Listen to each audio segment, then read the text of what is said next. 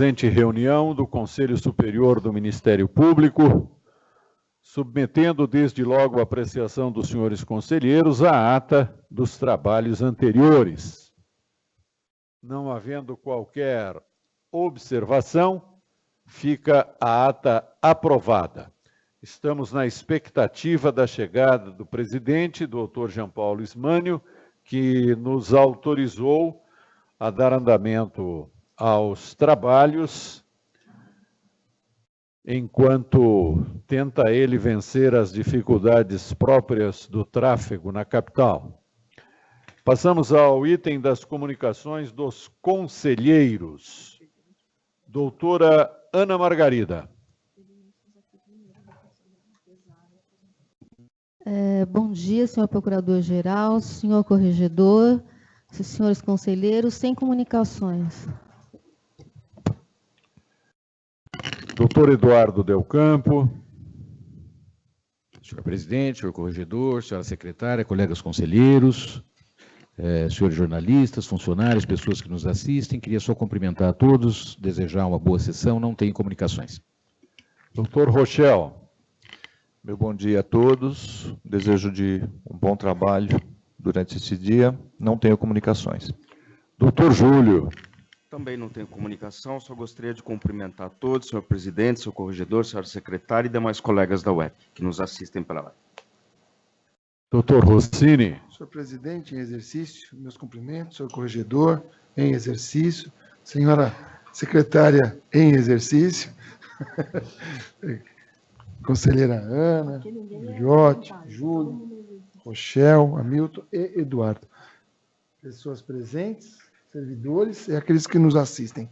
Eu não posso deixar de consignar, passados tantos meses de muito esforço, que a comissão de revisão do regimento chegou ao final do trabalho, primeira fase do trabalho, que seria a revisão e a proposta de um novo regimento, né? Na verdade, não é um novo regimento, mas com alterações substanciais. E a comunicação, ela tem o escopo de informar que na semana vindoura nós já teremos condições já de encaminhar para todos, né, os conselheiros, porque nós já fizemos uma consulta, digamos, consulta pública à classe. O primeiro movimento dessa revisão foi publicar no Diário Oficial, vieram poucas sugestões, mas, enfim, com esse esforço, né, eu digo que capitaneado pelo colega e conselheiro Eduardo Del Campo, ele, na sua humildade, né, Rochel, eu acho que nós podemos dizer que muito do que foi conseguido, apesar de tanto esforço, se deve ao trabalho do colega Eduardo, que nem mesmo quis fazer essa comunicação, me incumbiu de fazer, e agora eu faço devolvendo a Vossa Excelência todos os louros, né, pelo trabalho. Espero que gostem e apreciem o trabalho, evidentemente fazendo todas as sugestões necessárias para que isso venha à luz até o final do nosso mandato. Era só essa comunicação, senhor presidente. Muito obrigado. Muito bem, nossos agradecimentos aos companheiros de conselho que se empenharam na feitura desse novo regimento. Senhor presidente. Pois não. Pela ordem, só aproveitando o assunto, é importante destacar o seguinte: isso vai ser publicizado oportunamente, mas, como o Dr. Rossini mencionou, sem a estruturação e a organização do Dr. Eduardo, o trabalho não chegaria ao ponto que está. É uma das fases, né, porque ainda vai amadurecer bastante, inclusive com a colaboração dos demais conselheiros e dos colegas de classe, né, no segundo momento. Mas é essencial que nós digamos isso. Muito obrigado. Já que eu fui mencionado, eu queria só agradecer, mas dizer que não é verdade. Isso é muito mais pela amizade dos colegas, e nada do que foi feito teria sido feito sem a colaboração e a presença de todos. Tudo foi muito discutido, muito analisado em conjunto, e a percepção dos colegas sobre pontos muito nevrálgicos do regulamento, alterações por normas do Conselho Nacional, tal. Então é um trabalho realmente de equipe. Eu agradeço aí, mas eu quero dividir, inclusive, a responsabilidade pelo trabalho. Mas os colegas vão julgar e foi o que foi possível fazer. Certamente ele está eivado de equívocos, de lacunas, de pontos em que nós poderíamos progredir, e nós estamos aí ávidos por aguardar a análise dos colegas e poder apresentar um regulamento mais adequado à nossa realidade. Embora eu tenha certeza de que foi um trabalho de equipe, eu quero me unir às vozes que se pronunciaram antes de Vossa Excelência para contestá-lo também, porque nós já trabalhamos juntos e eu tenho bem a dimensão da sua generosidade, do seu devotamento às responsabilidades de que se incumbe, e para mim, particularmente, absolutamente não constitui qualquer surpresa as manifestações que foram feitas aqui na mesa. Eu conheço o suficiente para saber que elas correspondem exatamente à verdade, doutor Eduardo. Não? Doutor Giuliotti. Senhor presidente em exercício, senhor corregedor em exercício, senhora secretária em exercício, caros colegas que nos assistem, senhores funcionários, senhores jornalistas. Senhor presidente, eu tenho duas preocupações aqui. Eu nunca escondi aqui a minha preocupação, que eu sou procurador da área criminal, e nunca escondi essa preocupação que eu tenho com a atividade criminal do Ministério Público. Eu tenho duas informações que eu necessitava ter do Procurador-Geral, e eu vou fazê-las, vou registrar em ata, e se possível depois a Procuradoria fazer esse esclarecimento. São duas preocupações. Eu sempre disse aqui, e já não é a primeira vez que eu me manifesto a respeito do ESAGE. Acho que o ESAGE hoje é um dos maiores problemas da atividade fim, de quem está na linha de frente. Eu não tenho dúvida disso. Se eu pudesse fazer uma pesquisa com esses colegas que estão se aposentando, para perguntar a eles quanto que o ESAGE tem de responsabilidade nessa aposentadoria de vocês, eu acredito que nós teríamos aí um índice bastante alto. Hoje o ESAGE, a gente constata pelas redes sociais, nos contatos que nós temos com promotor e com procuradores de justiça, é um dos maiores problemas da atuação fim. Nós precisamos, eu sei que o Procurador-Geral está fazendo todos os esforços para a gente implantar um novo sistema. Nós já tratamos desse tema quando eu estava no órgão especial, aqui nesse conselho, eu já tratei desse tema. É fundamental, é importante, é para ontem que o Ministério Público resolva essa questão do ESAGE. E eu sei que a Procuradoria está utilizando todos os meios para implantar um sistema novo. Mas enquanto não implantarmos, ainda nós dependemos do acesso a esse ESAGE. Eu tomei conhecimento de que, por uma reclamação da Ordem dos Advogados do Brasil, hoje o promotor criminal, o procurador criminal, não tem mais acesso aos dados do réu. Se o procurador criminal, se o promotor criminal quiser saber uma informação a respeito de uma determinada pessoa no ESAGE, de um determinado réu, ele não tem mais essa informação. Foi vedada essa informação ao Ministério Público por força de uma representação da Ordem dos Advogados no CNJ. Isso eu não tenho a confirmação, isso eu tomei contato através de conversa com os colegas das redes sociais, que o ESAGE vedou ao promotor de justiça ter acesso à informação a respeito de um réu. Então, se o promotor de justiça, o procurador, quiser saber se o réu tem antecedentes, como é que está, e fizer a pesquisa pelo nome do réu, ele não tem acesso por força de uma representação da Ordem dos Advogados do Brasil perante o CNJ.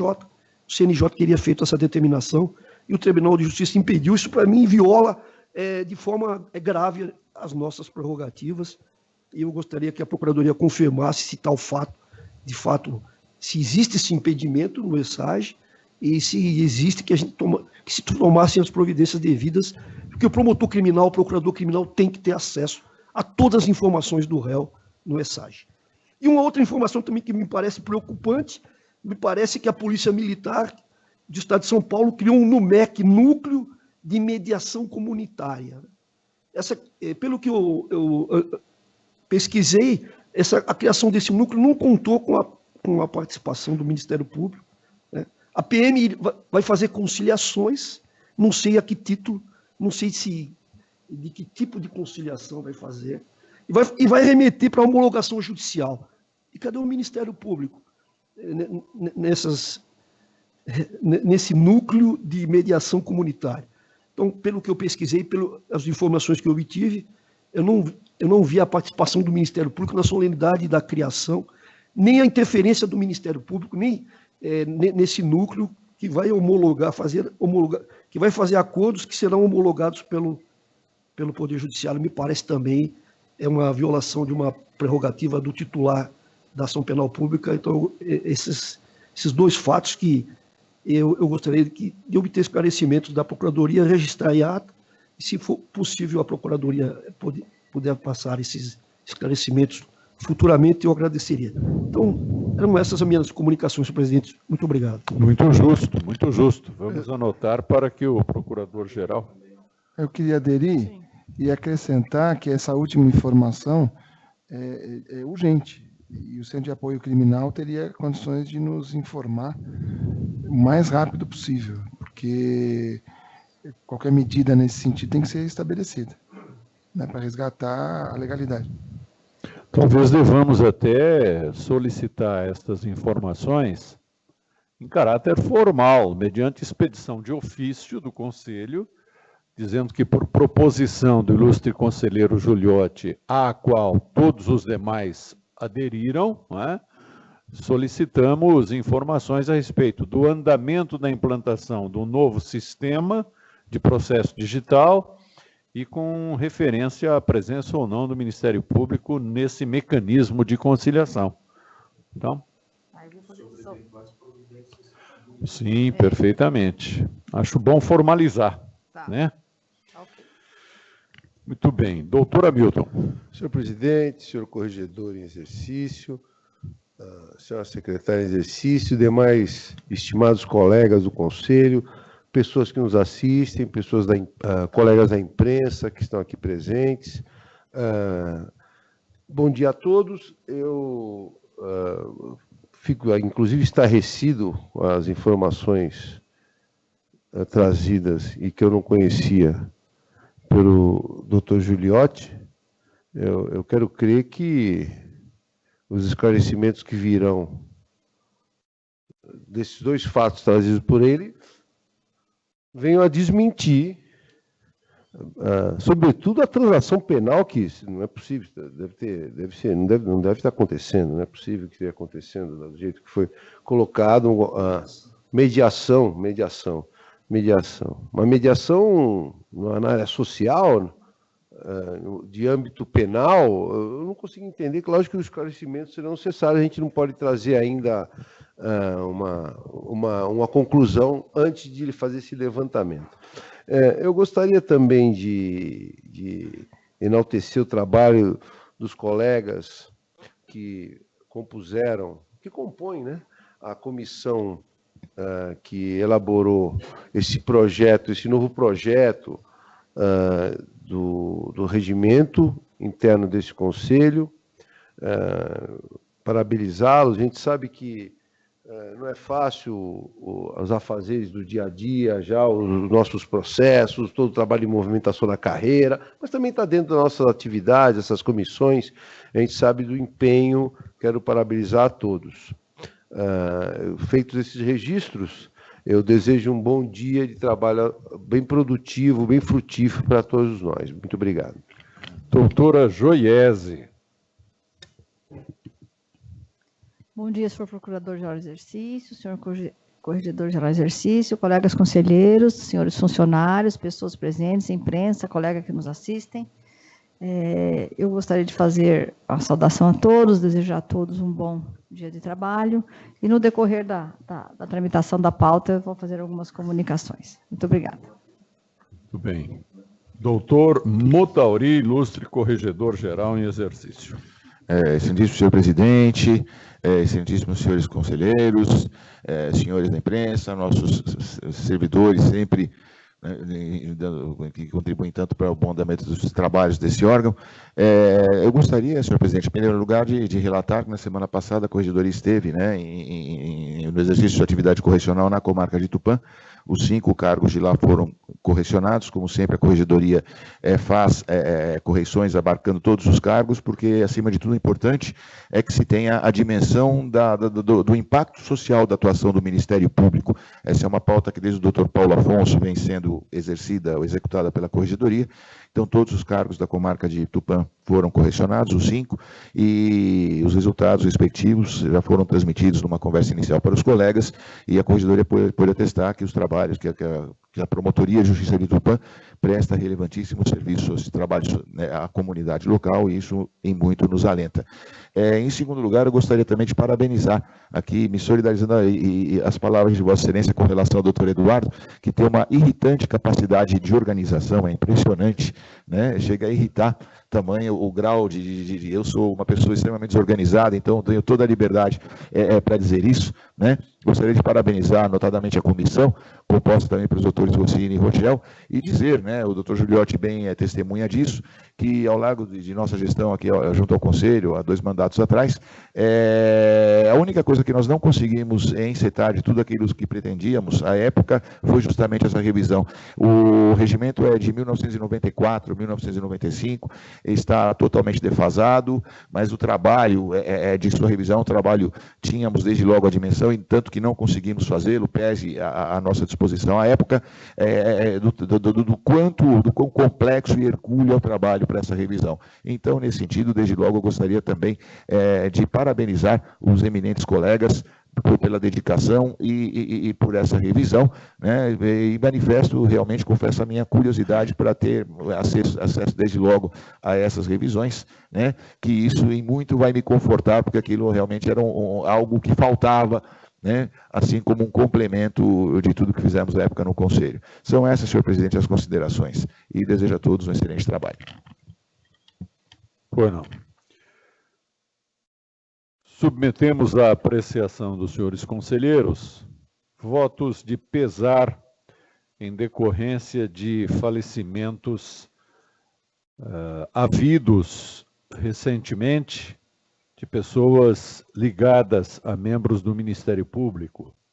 Registramos com pesar o falecimento do senhor Mário Fernandes Braga, pai da doutora Vera Lúcia de Camargo Braga Taberti, 12ª Promotora de Justiça de Falências. Também registramos o passamento da senhora Maria Lúcia Souza Ferraz, mãe da doutora Lúcia Maria de Figueiredo Ferraz Pereira Leite, promotora de justiça aposentada. Igualmente, consignamos o falecimento do senhor Jorge Dibe Awad, pai do doutor Dibe Jorge Neto, 7º promotor de justiça de Bragança Paulista.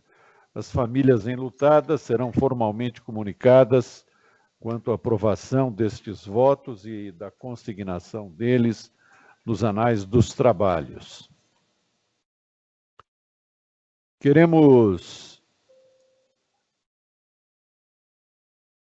submeter à apreciação dos senhores conselheiros a proposição de votos de louvor pelos relevantes serviços prestados à instituição por parte de colegas que recentemente se transferiram para a inatividade. São eles a doutora Sandra Jardim, 136ª Procuradora de Justiça da Procuradoria de Justiça Criminal. O doutor Tarcílio Toledo Neto, 28º Procurador de Justiça da Procuradoria de Justiça de Habeas Corpus e Mandados de Segurança Criminais. Também a doutora Maria Alice Ferreira da Rosa, 47ª Procuradora de Justiça da Procuradoria de Justiça Civil. Temos ainda as aposentadorias dos seguintes colegas, transferências recentes para o quadro de inativos do Ministério Público, do doutor Norton Geraldo Rodrigues da Silva, 155º Procurador de Justiça da Procuradoria de Justiça Criminal, da doutora Berenice Cristina Correa Cherubini, 12ª Promotora de Justiça Criminal, e do doutor Paulo Sérgio Cornacchione, 7º Procurador de Justiça da Procuradoria de Justiça Civil. Auguramos a todos esses ilustres colegas os votos de muito êxito na nova etapa de suas vidas, os agradecimentos pelos serviços prestados à instituição e consignamos que serão formalmente comunicados da deliberação deste Conselho, a qual certamente todos aderimos de modo unânime, como tem sido a praxe ao longo dos anos. Ingressando na ordem do dia, temos como primeiro tópico pedidos de transferência, segundo Procurador de Justiça da Procuradoria de Justiça de Habeas Corpus e mandados de segurança criminais, decorrente da aposentadoria do Dr. Antônio José Martins Branco e 28º Procurador de Justiça da Procuradoria de Justiça de Interesses Difusos e Coletivos, decorrente da aposentadoria da doutora Dora Bussabi. Passo a palavra à ilustre secretária, doutora Joiese. Senhores conselheiros, foi aberta a possibilidade de transferência para esses dois cargos e, diante da formação da lista, nós indicamos o doutor Carlos Fernando Sandrin, 33º Procurador de Justiça da Procuradoria de Justiça Criminal, para transferência para o cargo de 2º Procurador de Justiça de Habeas Corpus e Mandados de Segurança, e do doutor Luiz Antônio de Souza, 101º Procurador de Justiça da Procuradoria de Justiça Civil, a 20º Procurador de Justiça da Procuradoria de Interesses Difusos. Feita a inscrição, eles são os 61º. Certo? Então, são os dois que vão. O doutor Carlos Fernando Sandrin vai para o habeas corpus, e o doutor Luiz Antônio de Souza para a Procuradoria de Interesse Difuso. Gostaria de saber se eu conto com a aprovação dos senhores. Obrigada. Muito bem. É isso aqui, tá? Tranquilo. Tá. Todos os tópicos atinentes à movimentação, à carreira, constituem matéria a ser exposta pela ilustre secretária, a quem eu devolvo a palavra. Trata-se de procedimento instaurado em razão do edital de 2 de abril de 2019 para preenchimento de cargos vagos de procuradores de justiça por promoção, já decorridos os prazos legais e regulamentares para inscrição e desistência. Diante da análise da lista de inscritos incerta nos autos, após regular processo, que tramitou nos termos das normas que regem a movimentação da carreira do Ministério Público do Estado de São Paulo, bem como a míngua de reclamações ou impugnações de notícia de fato que poderia, em tese, constituir impedimento para a assunção dos demais cargos em concurso, admite-se a legitimidade de concorrer a todos os inscritos. No critério promoção-antiguidade, indica-se o mais antigo na entrância dentre os inscritos, tendo em conta, inclusive, eventual anterior indicação para cargo já apreciado na mesma sessão. Assim, indicamos os doutores: 101º Procurador de Justiça da Procuradoria de Justiça Criminal, o doutor Antônio Carlos Gasparini, 13º Promotor de Justiça das Execuções Criminais. Ao cargo de 16º Procurador de Justiça da Procuradoria de Justiça Civil, doutora Nilza Russo Ferreira, 3ª Promotora de Justiça de Mandado de Seguranças. No critério remoção-merecimento, avaliados os requisitos legais de merecimento, indicamos os doutores: para Walter de Jesus Fernandes, para o 154º Procurador de Justiça da Procuradoria de Justiça Criminal da Capital, e os doutores Walter de Jesus Fernandes, 3º Promotor de Justiça Criminal de Santo Amaro, e o doutor Eduardo Ulian, 6º Promotor de Justiça do Consumidor. Para o cargo de 125º Procurador de Justiça da Procuradoria de Justiça Criminal, indicamos Dr. Walter Kenji Shida, 12º Promotor de Justiça das Execuções Criminais, Dr. Eduardo Ulian, 6º Promotor de Justiça do Consumidor, e Dr. José Carlos Cossenzo, 4º Promotor de Justiça do 5º Tribunal do Júri.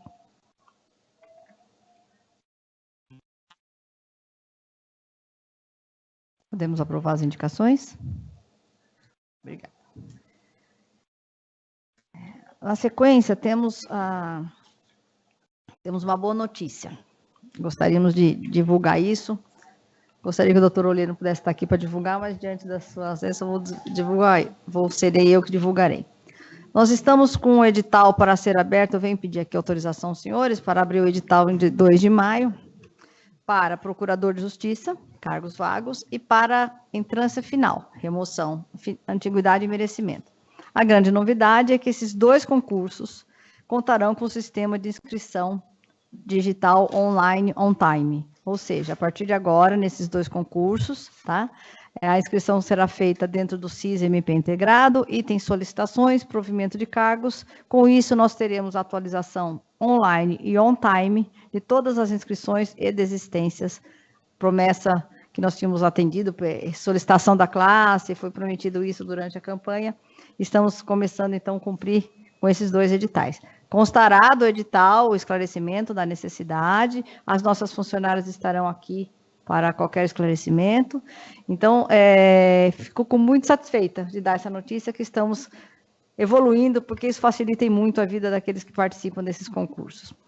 Então, para o cargo, para a promoção, Procurador de Justiça, promoção antiguidade, temos uma vaga na Procuradoria de Justiça Criminal para o cargo de 115º Procurador, vaga na Procuradoria Criminal para o 83º Procurador de Justiça, vaga na Procuradoria Civil, 47º Procurador de Justiça, vaga na Criminal, 150º Procurador de Justiça, vaga na Procuradoria Civil, 61º Procurador de Justiça, e vaga na Procuradoria Criminal, 33º Procurador de Justiça. Por merecimento, vaga na Procuradoria de Justiça Criminal, 54º Procurador de Justiça, 136º Procurador de Justiça, 7º Procurador de Justiça da Civil, 60º Procurador de Justiça da Civil, 13º Procurador de Justiça Criminal e 63º Procurador de Justiça da Procuradoria Criminal. Esses por merecimento e os primeiros por antiguidade. Esse edital peço autorização para publicar no dia 2 de maio. A mesma situação em relação à entrância final. Serão inscrições dessa mesma forma e o edital será publicado dia 2 de maio para os seguintes cargos. Entrância final, remoção, antiguidade. 53º Promotor de Justiça Criminal, 4º Promotor de Justiça Civil de Itaquera, 1º Promotor de Justiça do Consumidor, 29º Promotor de Justiça Criminal, 60º Promotor de Justiça Criminal, 3º Promotor de Justiça Criminal de Santo Amaro, 7º Promotor de Justiça de Enfrentamento à Violência Doméstica, 11º Promotor de Justiça da Infância e da Juventude, 1º Promotor de Justiça de Mandados de Segurança, 1º Promotor de Justiça Militar, 1º Promotor de Justiça de Registros Públicos e 5º Promotor de Justiça de Repressão e Sonegação. Remoção e merecimento. 12º Promotor de Justiça Criminal, 4º Promotor de Justiça Civil de Penha de França, 4º Promotor de Justiça do Consumidor, 35º Promotor de Justiça Criminal, 1º Promotor de Justiça Criminal de Pinheiros, 1º Promotor de Justiça de Direitos Humanos, 4º Promotor de Justiça de Família, 1º Promotor de Justiça do Juizado Especial Criminal, 3º Promotor de Justiça de Mandados de Segurança, 5º Promotor de Justiça Militar, 2º Promotor de Justiça de Registros Públicos.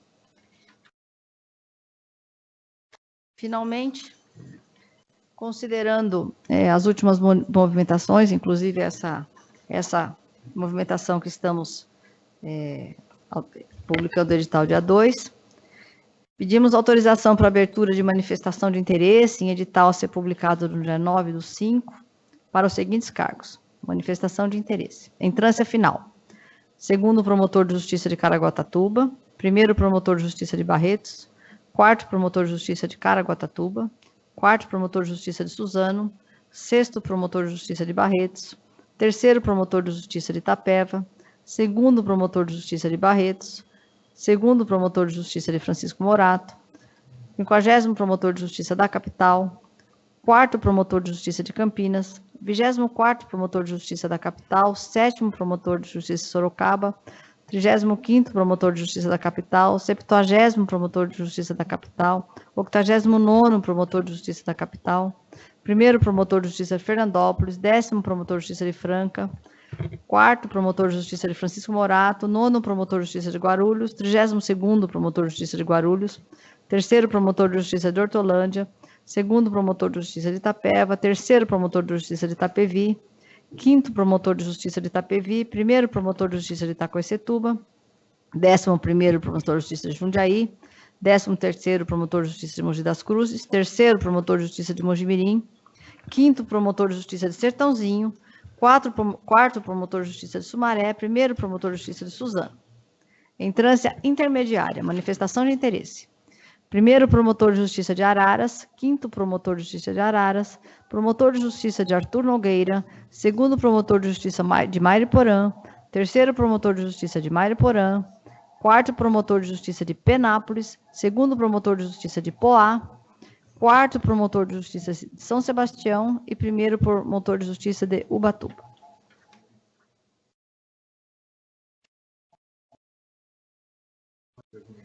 Por fim, temos um pedido de opção formulada pelo Dr. Adnan Aparecido de Oliveira, 4º Promotor de Justiça de Jaboticabal, que foi indicado em 16 de abril de 2019, e ele fez a opção para permanecer no cargo, tendo em vista que ele teve aquela modificação de entrância.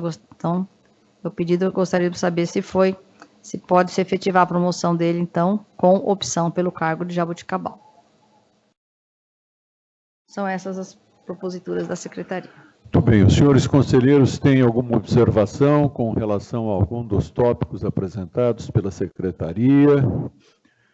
Então, ficam todas as questões apresentadas, aprovadas pelo órgão especial, cumprindo-se subsequentemente em conformidade com as deliberações agora tomadas. Próximo item da ordem do dia é uma solicitação feita por Luiz Gustavo de Arruda Camargo para retirada do vídeo referente à sessão de julgamento da reunião de 9 de abril de 2019 deste Conselho, que julgou o recurso contra indeferimento de representação de número 129/2019-0, PT 31.079/19, figurando como relator o nobre conselheiro Hamilton, a quem passo a palavra. Pois não, senhor presidente. Ingressa o requerente com solicitação de retirada de vídeo do canal oficial YouTube do Ministério Público, que transmitiu sessão plenária realizada em 9 de abril de 2019 do Conselho Superior do Ministério Público.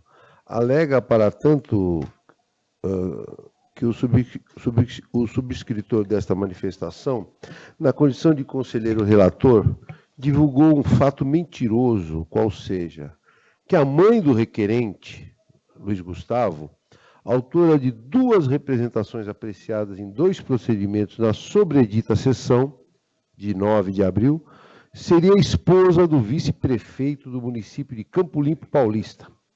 Após demonstrar muita indignação com a assertiva deste conselheiro realizada na sessão de julgamento, o requerente afirma que representou na Corregedoria Geral do Ministério Público e na ouvidoria da instituição, impugnando a relação conjugal, afirmando constrangimento e textualmente inquirindo: queremos saber de onde ele, referindo-se a este relator, retirou esse fato mentiroso para divulgar durante a sessão. O senhor Luiz pede deferimento de sua pretensão com a exclusão acima citada.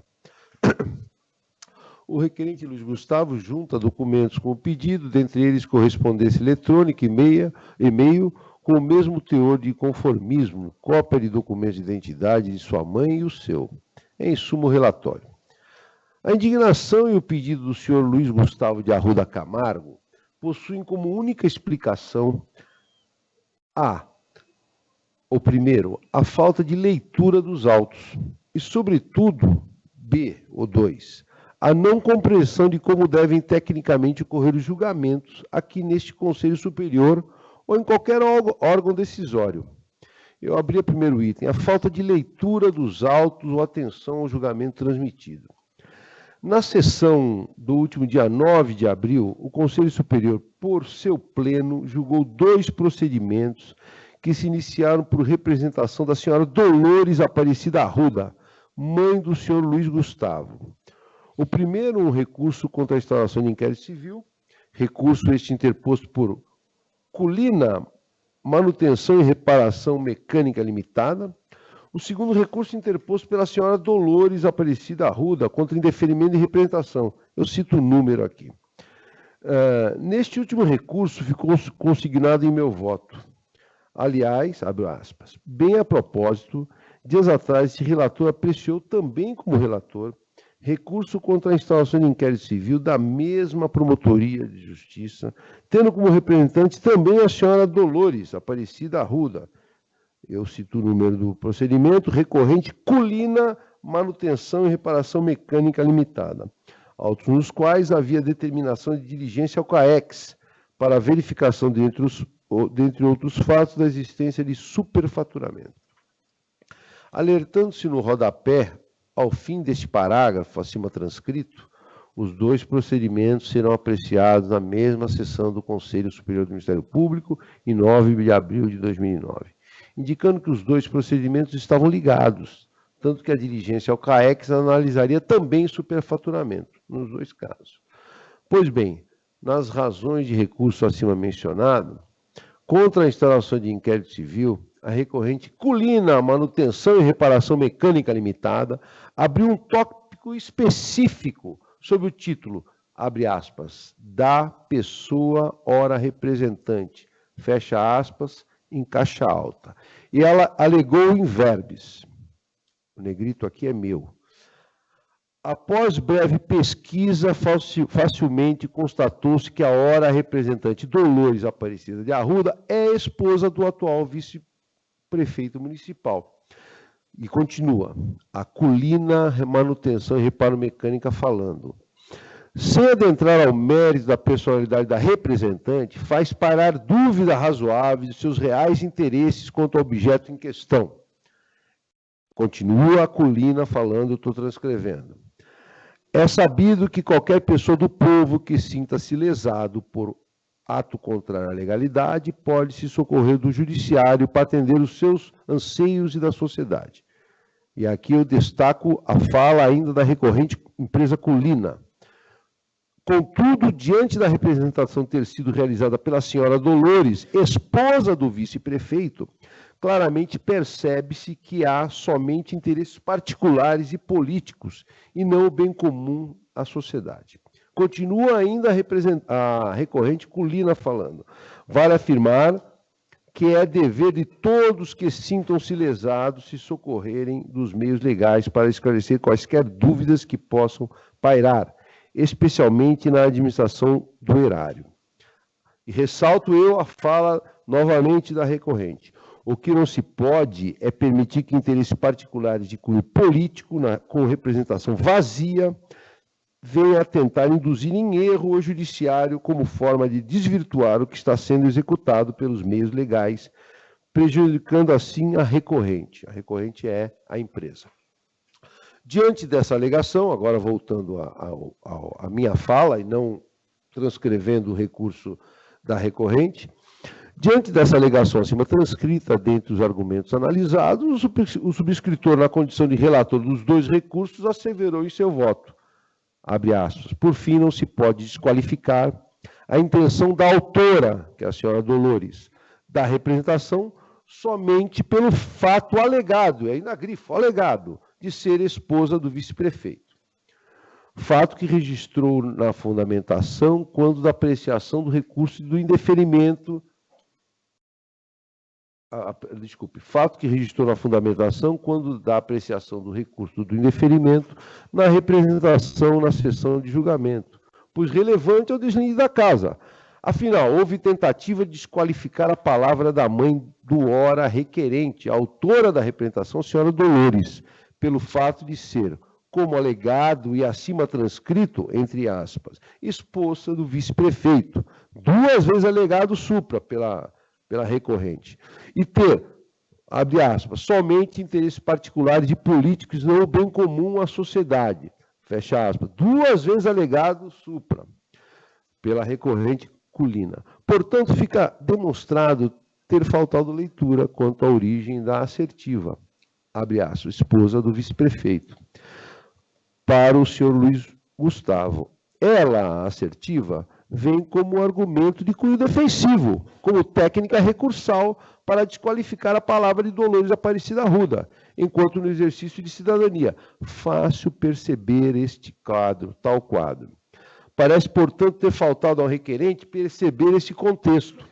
Apesar dessa não percepção da origem do enlace matrimonial ser realmente incompreensível, volto a repetir, apesar dessa não percepção da origem do enlace matrimonial ser realmente incompreensível, pois, na sessão de julgamento, como o próprio Luiz Gustavo transcreve, esse relator oralmente cita, segundo informações, então não é de origem do relator, e menciona inquérito, folhas 1, para falar do fato da representante ser esposa do vice-prefeito. Ora, evidente, qualquer um perceberia existir algo a indicar uma precedente manifestação geradora da análise do fato. Abre aspas, esposa do vice-prefeito. Mas o senhor Gustavo esteve na secretaria do Conselho Superior depois do julgamento. Fez manuscritamente o pedido ao examinado. Ora, bastava ler qualquer um dos votos e ele iria perceber a origem da assertiva que tanto o indignou. A menção expressa como transcrito. Note que este relator acima até grifou sua fundamentação no voto pelo fato alegado, foi eu que falei? Foi alegado, de ser esposa do vice-prefeito.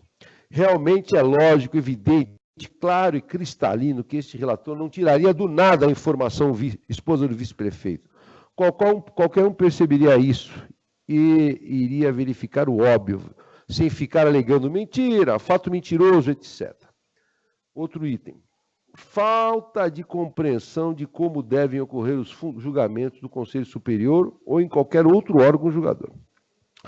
A fundamentação é requisito técnico-jurídico indispensável na prolação da decisão. Artigo 93, inciso 9 da Constituição Federal e 489 do Código de Processo Civil. Na verdade, são elementos essenciais dos fundamentos quando se analisará as questões de fato e de direito, a resolução das questões principais que as partes trazem aos autos, não se considerando fundamentada qualquer decisão que não enfrentar todos os argumentos relevantes deduzidos.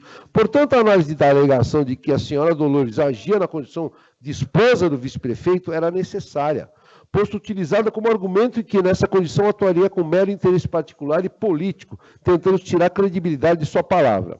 Na verdade, não apreciar o fato alegado constituiria omissão, e decisão omissa, como é disso, pode inclusive ocasionar nulidade. Artigo 276 do Código de Processo Civil seguintes, em prejuízo do interesse público. Da mesma forma, excluir os fundamentos da decisão, como se pretende no pedido agora, né, causaria lacuna ilícita. O fundamento da decisão deve estar à disposição de todos. Seria realmente um absurdo excluir a motivação necessária, conquanto o requerente possa tentar fazê-lo judicialmente, se quiser, diante de sua revolta. Aliás, essa revolta, esse inconformismo, se o caso, deve ser canalizado com quem trouxe a alegação, reiterada como linha defensiva, a empresa, a Culina. Não cabe aqui a essa postura erraticamente direcionada, sem pesquisa da origem, tão facilmente verificável como acima indicado. Este relator, por incumbência constitucional e legal, bem como dever funcional, e eu cito aqui os dispositivos da nossa lei complementar que impõe a nossa indicação e análise do fundamento, tinha a obrigatoriedade de analisar alegações das partes envolvidas, para formar sua convicção, para fundamentar a decisão e para trazer ao conhecimento dos demais julgadores os fatos e os argumentos para formar a convicção dos ilustres integrantes do colegiado. Impossível não trazer à baila tudo quanto necessário. Todos os elementos devem ser apresentados e eventualmente debatidos em plenário para a devida decisão dentro de uma cognição exauriente. Não é possível inibir essa transparência, essa publicidade. Isto não ocorrerá. Assim, manifestando-se pelo indeferimento do pedido, providenciando de imediato envio de cópia dessa manifestação à excelentíssima senhora Corregedora-Geral do Ministério Público, ao excelentíssimo senhor ouvidor da nossa instituição, enviando-se em anexo aos ofícios cópia dos votos de relatoria citados de minha lavra e das decisões do Conselho Superior do Ministério Público, bem como do recurso da empresa Culina Manutenção e Reparação Mecânica Limitada e dos documentos e pedido de exclusão da gravação do senhor Luiz Gustavo. Inclua-se na pauta da próxima sessão, que é o de hoje, né? Comunicando-se. Após decisão do egrégio colegiado, será necessário, a seguir, dar ciência ao requerente do resultado do julgamento. Junte-se aos autos referidos nessa manifestação, que se encontram soltos, para instruir o feito e facilitar a análise e decisão colegiada. Essa é a manifestação, senhor presidente. Em discussão a matéria. Só, senhor presidente, pela ordem, só para consignar que, como de praxe, nesses casos, a corregedoria se abstém de votar, senhor presidente. Muito bem, todos acolhemos a manifestação do nobre relator, doutor Hamilton, não é? Perfeitamente. Com a abstenção da Corregedoria Geral, adesão unânime. Pois não. Antes da sua questão, eu só queria colocar uma coisa. De ordem? Essa questão de ordem, só queria colocar uma coisa. Aqui, nós analisamos os fatos que nos são trazidos. Nós julgamos esses fatos, nós não criamos os fatos. É uma questãozinha simples, não acho necessário enviar cópia, já que o corregedor está aqui. Né? Talvez... Eu já falei, então, mas sendo já lido o voto de conhecimento do corregedor. Eu gostaria, só... para instruir. Eu gostaria de, como informações de respeito à minha corregedoria e também à ouvidoria, e inclusive... Ainda não, sem a decisão, eu até solicitei, olha, ainda não é a decisão, falei para o doutor Nonaka, nosso ouvidor, mas se o senhor quiser, doutor Nonaka, já dá informações da minha manifestação ao... Porque eu considero que o senhor Luiz Gustavo não entendeu. Ele não entendeu como é que se procede aqui, que foi trazido um parágrafo falando sobre o assunto e querendo desqualificar. Então, eu tenho que analisar, nós temos que analisar, não podemos nos furtar. Aliás, eu queria, então, já que se abriu o debate, lembrar que o próprio Código Penal, ele exclui qualquer tipicidade quando a questão é colocada na discussão da causa. Simples, é simples, não há tipicidade alguma. E isso se estende também ao debate legislativo. Porque, senão, nós que somos mandatários, não falaríamos absolutamente nada. A classe nos elegeu, o Conselho Superior ele tem essa prerrogativa legal para julgar casos postos. Se na fundamentação você deve fazer afirmativas próprias da causa que não extrapolam, desculpem, senhores, que não extrapolam qualquer razoabilidade, ao contrário, há que se pensar, inclusive, a despeito da falta de conhecimento técnico, jurídico, etc., até numa medida de retaliação. Né? Aí sim, imputar crime a quem está no debate da causa, isso sim é conduta criminosa, mas não precisamos ir além disso. Né? Acho que está muito bem explicado, é paradigmático, só quero constar que é paradigmático, e bom que tenha acontecido isso já no começo das transmissões, para que nós nos pautemos e para que aqueles que nos assistem também se pautem. A publicidade é a regra do jogo. E ponto. Pela ordem, excelência. Até porque, pelo que eu estou entendendo, o conselheiro Hamilton se limitou a descrever o que foi relatado na inicial. E, portanto, caso haja alguma inverdade ou imputação cabe a quem falou, que me parece que foi o subscritor da peça e não ao conselheiro, né, que se limitou a narrar os fatos.